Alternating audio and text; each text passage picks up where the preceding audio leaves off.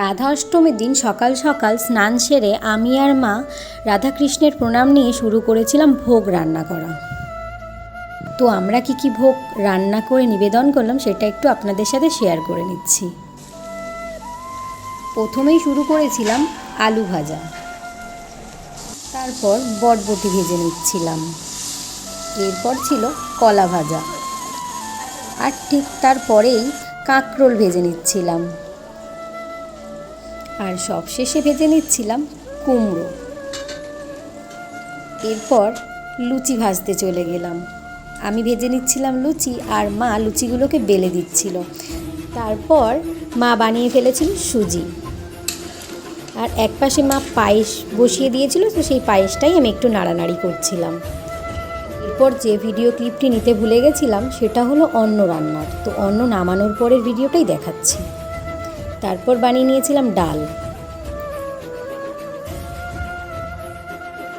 পর বানিয়ে নিচ্ছিলাম রাধারানীর খুব পছন্দের একটি ভোগ, সেটা হলো গাঁটি কচু আলুর তরকারি।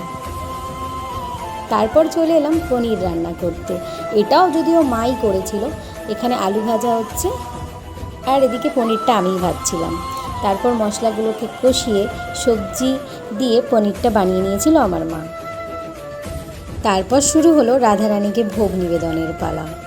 ভোগে ছিল অন্ন, 5 রকম ভাজা, গাঁটি কচু আলুর তরকারি, আর এটা ছিল সবজি পনির, আর এটা ছিল ডাল। তারপর ছিল লাড্ডু আর কমলা ভোগ। তারপর ছিল সুজি, এটা পায়েস, আর এটা দই। তারপর ছিল মালপোয়া, অমৃতি, 5 রকম মিষ্টি। এখানে ছিল কিছু মিষ্টি আর কিছু নাড়ু। তারপর 5 রকম ভাজা, এখানে ফল ও লুচি।